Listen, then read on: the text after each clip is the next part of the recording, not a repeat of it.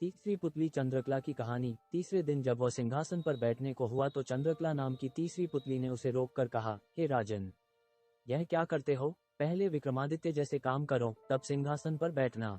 राजा ने पूछा, विक्रमादित्य ने कैसे काम किए थे? पुतली बोली, लो सुनो। तीसरी पुतली चंद्रकला ने जो कथा सुनाई वो इस प्रकार है। एक बार पुरुषार्थ और भाग्य में इस बात पर ठन गई कि कौन बड़ा है। पुरुषार्थ कहता कि बगैर मेहनत के कुछ भी संभव नहीं है, जबकि भाग्य का मानना था कि जिसको जो भी मिलता है भाग्य से मिलता है, परिश्रम की कोई भूमिका नहीं होती है। उनके विवाद ने ऐसा उग्र रूप ग्रहण कर लिया कि दोनों को देवराज इंद्र के पास जाना पड़ा। झगड़ा बहुत ही पेचीदा था, इसलिए इंद्र भी चकरा गए। पुरुषार्थ को वे नहीं मानते जिन्हें भाग्य से ही सब कुछ प्राप्त हो चुका था। दूसरी तरफ अगर भाग्य को बड़ा बताते तो पुरुषार्थ उनका उदाहरण प्रस्तुत करता जिन्होंने मेहनत से सब कुछ अर्जित किया था।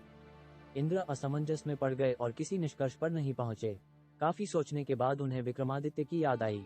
उन्हें लगा सारे विश्व में इस झगड़े का समाधान सिर्फ वही कर सकते हैं। उन्होंने पुरुषार्थ और भाग्य को विक्रमादित्य के पास जाने के लिए कहा। पुरुषार्थ और भाग्य मानव वेश में विक्रमादित्य के पास चल पड़े। विक्रमादित्य को भी झगड़े का तुरंत कोई समाधान नहीं सूझा। उन्होंने दोनों से 6 महीने बाद आने को कहा। जब वे चले गए तो विक्रमादित्य ने काफी सोचा।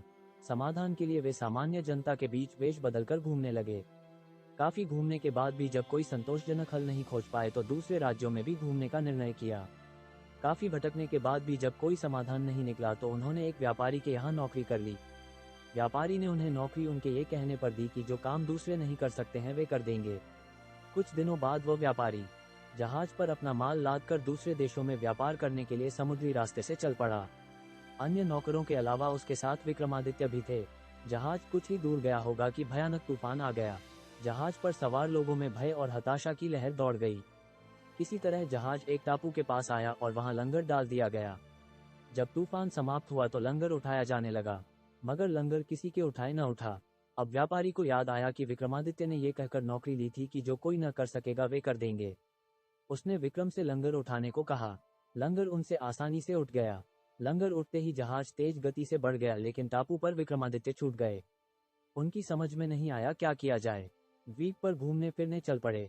नगर के द्वार पर एक पट्टिका टंगी थी जिस पर लिखा था कि वहां की राजकुमारी का विवाह पराक्रमी विक्रमादित्य से ही होगा।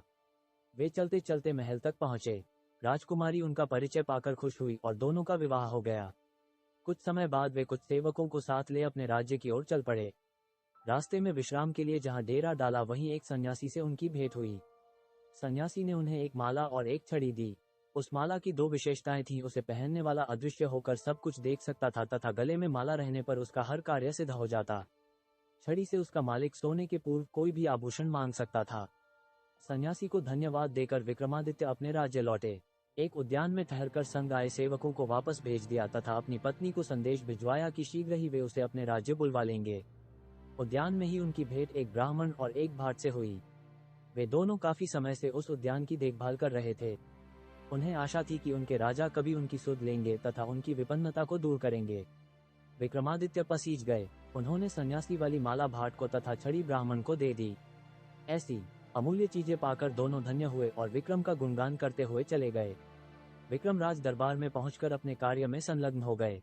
6 मास की अवधि पूरी हुई तो पुरुषार्थ तथा भाग्य अपने फैसले के लिए उनके पास आए। विक्रमादित्य ने फैसला दिया कि भाग्य और पुरुषार्थ एक दूसरे के पूरक हैं। उन्हें छड़ी और माला का उदाहरण याद आया।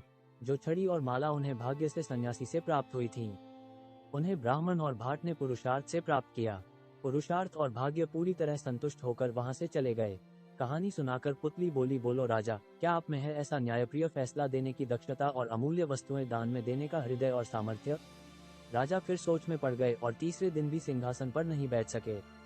चौथे दिन चौथी पुतली कामकंडला ने सुनाई विक्रमादित्य की दानवीरता की कथा।